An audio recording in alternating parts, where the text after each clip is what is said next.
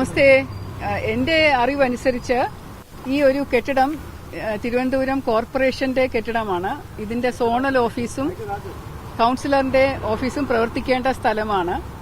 ഈ സ്ഥലത്തിന് പൂർണ്ണ അവകാശമുള്ളത് തിരുവനന്തപുരം കോർപ്പറേഷനാണ്. അപ്പം ഇദ്ദേഹം ശ്രീ വി കെ പ്രശാന്ത് എന്റെ വളരെ അടുത്ത ഒരു സുഹൃത്താണ്. ഞാൻ പോലീസ് ഡിപ്പാർട്ട്മെന്റിലും പ്രശാന്ത് മേയറായിട്ടിരുന്നപ്പോഴും തൊട്ടുള്ള പരിചയമാണ്.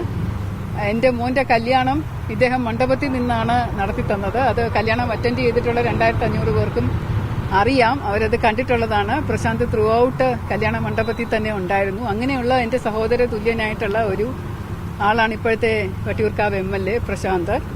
അദ്ദേഹത്തോട് 2-3 ദിവസമായിട്ട് ഞാനൊരു പഴയ നമ്പറുണ്ട്, അത് വിളിക്കാൻ ശ്രമിക്കുന്നുണ്ട്, പക്ഷേ കിട്ടുന്നുണ്ടായിരുന്നില്ല, ഫോൺ എടുക്കുന്നുണ്ടായിരുന്നില്ല. അപ്പൊ ഇന്നലെ ഞാൻ ശ്രീ മധുസൂദനൻ നായർ മുൻ കൌൺസിലർ എന്റെ വീട്ടിൽ ഇരുന്നപ്പോൾ നമുക്കിരിക്കാൻ ഒരു സ്ഥലം നല്ലത് വേണമല്ലോ എന്ന് പറഞ്ഞപ്പോൾ ഞാൻ ചോദിച്ചു, അത് ആ കെട്ടിടം ഉണ്ടല്ലോ എന്ന് ചോദിച്ചപ്പോഴാണ് അദ്ദേഹം പറഞ്ഞത് വീണ്ടും ഇങ്ങനെ ഒരു പ്രശ്നമുണ്ട് എന്ന് പറഞ്ഞപ്പോൾ ഞാൻ പ്രശാന്തിനെ ഫോണിൽ വിളിച്ചു. അപ്പോൾ അത് കിട്ടിയില്ല, എടുത്തില്ല. പിന്നെ അദ്ദേഹം എന്നെ തിരിച്ചിങ്ങോട്ട് വിളിച്ചു. അപ്പൊ ഞാൻ ആദ്യം പറഞ്ഞത്, ഞാൻ അറിഞ്ഞല്ലോ, ഞാൻ കൌൺസിലറായിട്ട് ജയിച്ചു വന്നു ശാസ്തമംഗലം വട്ടിയൂർക്കാവിൽ ഉൾപ്പെടുന്ന ഒരു സ്ഥലമാണ്, എല്ലാ സഹായ സഹകരണവും ഉണ്ടാവണം എന്ന് പറഞ്ഞു. ഓ ശരി ചേച്ചി എന്ന് പറഞ്ഞു.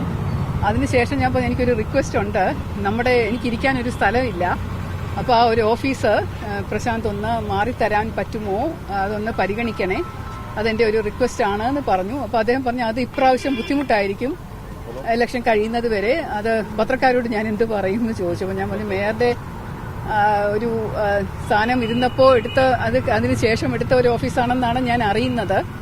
അത് അടുത്ത ഇലക്ഷന്റെ സൗകര്യാർത്ഥം MLA ക്വാർട്ടേഴ്സിലേക്കോ അല്ലെങ്കിൽ കുറച്ചുകൂടെ നല്ലൊരു സ്ഥലം കിട്ടിയപ്പോഴോ മാറി എന്ന് പ്രശാന്തിന് പറയാമല്ലോ.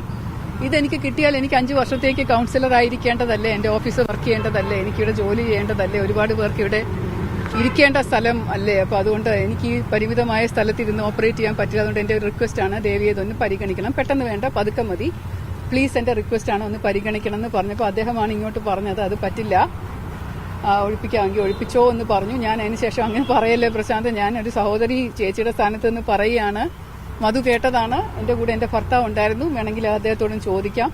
എന്റെ ഫോണിൽ റെക്കോർഡില്ല, ഞാൻ അങ്ങനെ ഒരു ക്രാഫ്റ്റിനെസ് എനിക്കില്ല, ഞാൻ ആരുടെയും ഫോൺ കോൾ റെക്കോർഡ് ചെയ്ത് വെക്കാറില്ല.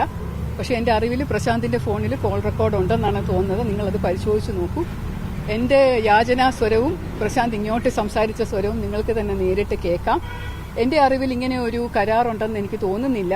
ഇതൊരു അഗ്രിമെന്റിന്റെ ബേസിസിൽ വാടക കൊടുക്കുന്നുണ്ട്. അപ്പം കോർപ്പറേഷന്റെ സ്ഥലമായതുകൊണ്ടാണല്ലോ വാടക കൊടുക്കുന്നത്. അദ്ദേഹത്തിന്റെ സ്ഥലമാണല്ലോ, അദ്ദേഹം വാടക കൊടുക്കേണ്ട ആവശ്യമില്ലല്ലോ. അപ്പോൾ കഴിഞ്ഞ കോർപ്പറേഷൻ ഭരണാധികാരികൾ ഇദ്ദേഹത്തിന് ഒരു സഹായം ചെയ്തു കൊടുത്തതെന്നാണ് ഞാൻ മനസ്സിലാക്കുന്നത്.